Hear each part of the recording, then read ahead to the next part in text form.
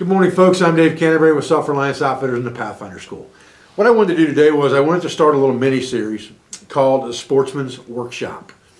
Now, I read a book recently by Warren Miller called The Sportsman's Workshop, and this book was written probably in the 30s, if I had to guess.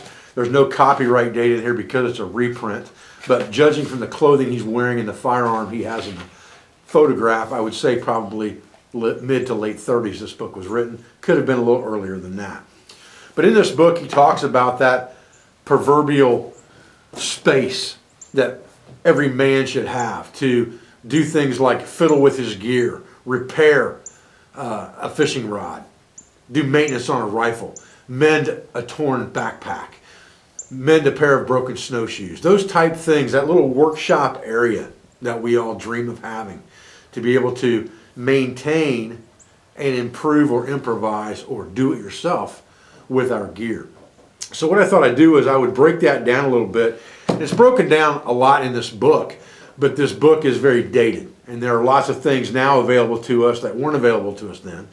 There are different pieces of kit that we carry now that we didn't carry then, and there are also plenty of pieces of kit in there that we probably should still be carrying now that we don't carry, because even though they're outdated, as I teach in a lot of my videos, they're still what I would call bulletproof, solid pieces of gear.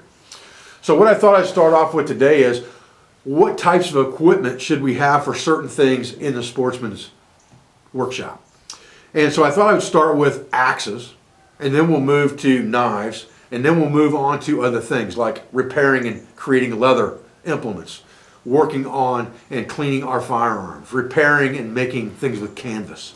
And I thought we would just cover the tools more than anything else, and maybe a little bit about what they're used for, that you could possibly gather up to put into your personal workshop. Now, obviously there's lots and lots of power tools available to us today. We'll talk a little bit about that. But I really want to talk more about hand type tools that we can use, that we can gather up either on the cheap or we can find them somewhere used and things like that, so that we can build our Sportsman's Workshop on a little bit of a budget. So let's start off today by talking about tools for maintaining your axe. And this is the Brad Holman axe. This is just like a trail axe, a small felling axe. And it's a nice wide bit. It's a hand-forged axe that's made by Brad Holman, and I like it really, really well. But it's a good example for us to use because it's got a pretty clean, polished head on it. It doesn't have forge marks and pock marks in it.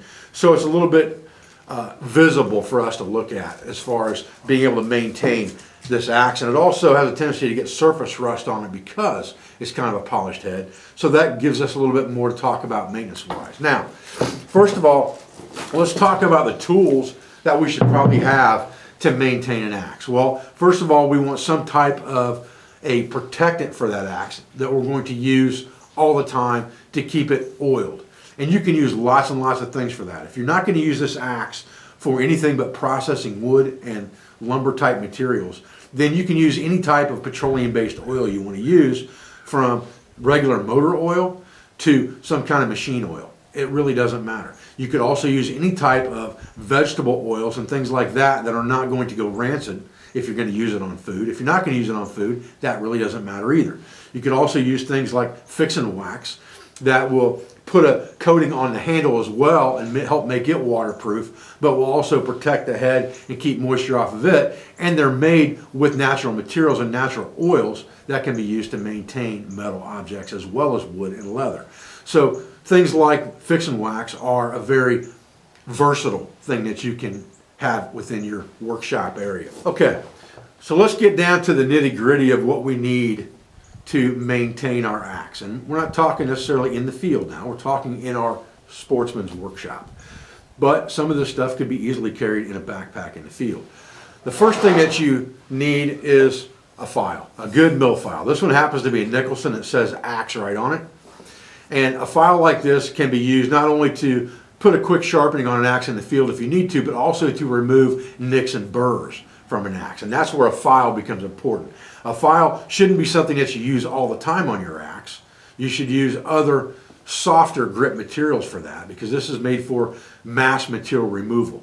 But you need something like this to maintain an axe, simply because it will take out those nicks and burrs that you may possibly get in the field.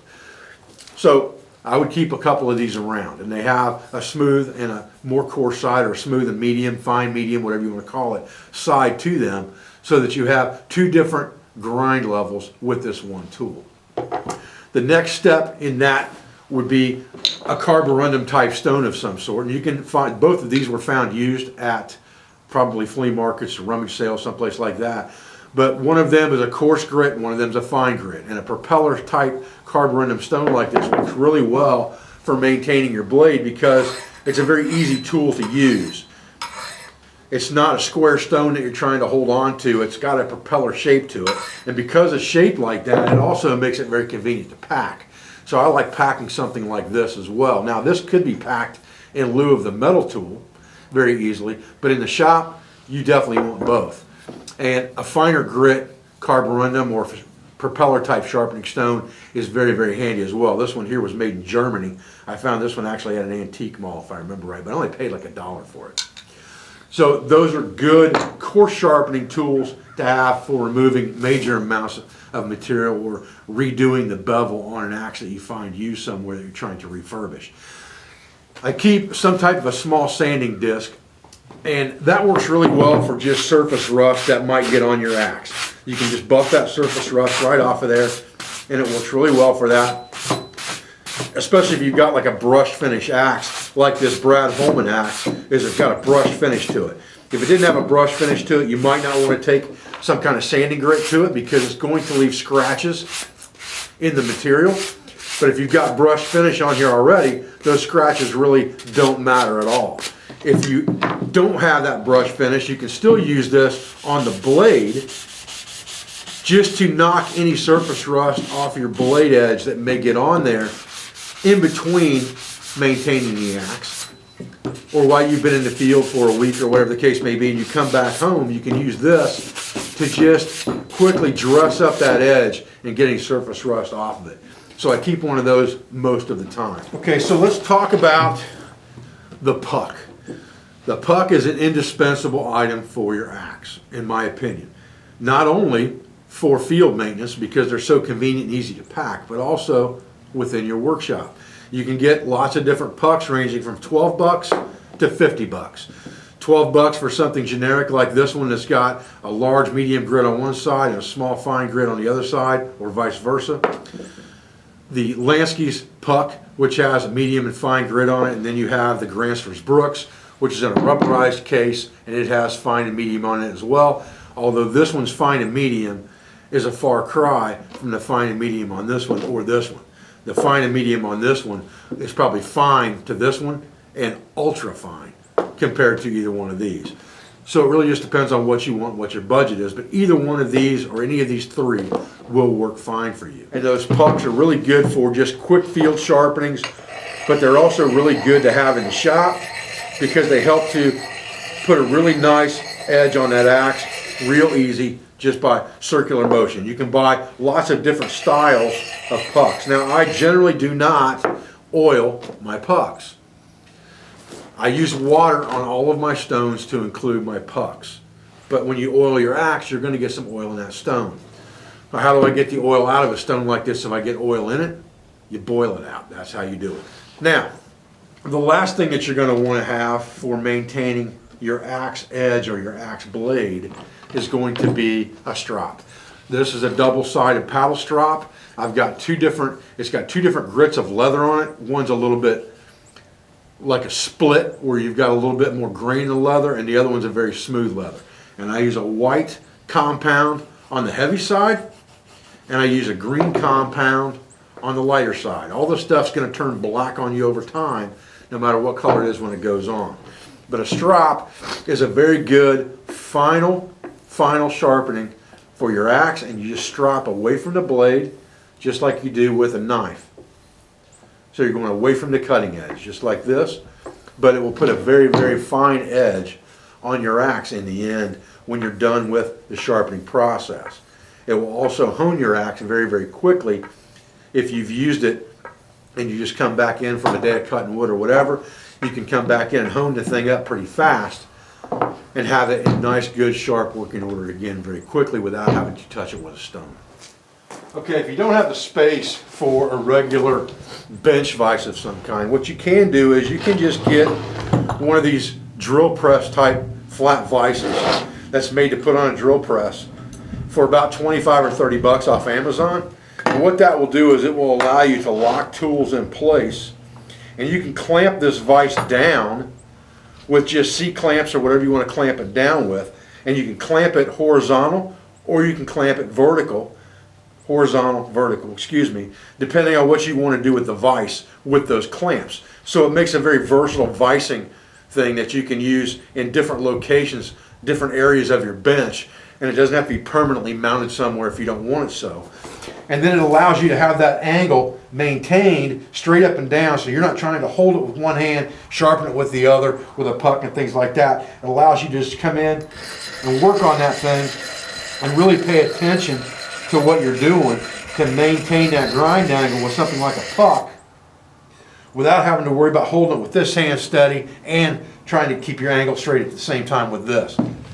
Now the other advantage to a tool like this, just a flat plate vise like this, is you can lock this dude in sideways like this, lock it in there good and tight, turn that thing on its side like this on the table, and it's going to hold that thing straight up and down for you like this, so you can come in and do your sharpening with your puck or whatever the case may be, and it gives you good stability of the axe. So I think that these tabletop type vices for like a drill press are very versatile for things like that, and they're very inexpensive. They'll hold lots and lots of things. We'll use this same vice for lots of things within our Sportsman's workshop, and again, they're very common man. Something like this is about 30 bucks on Amazon, maybe less than that depending on which brand you buy. I think this is a Tecton vise if I remember right, but it's a very versatile tool. Okay, so this gives you some quick information on the variety of tools that you may need to maintain your axe in your Sportsman's workshop. A small vise like this is going to come in very handy for you for lots and lots of things. A mill file, some carburetor propellers, a sanding block, some type of puck sharpening device, a double-sided strop with a couple different compounds should be all you need to maintain your axe, from anything from rust to dents and dings to final sharpening and honing. I'm Dave Canterbury of Self-Reliance Outfitters in the Pathfinder School. I appreciate you joining me for this video today. I thank you for everything you do for our school, for our family, and for our business, for all of our sponsors, instructors, affiliates, and friends, and I'll be back with another video as soon as I can. Thanks, guys.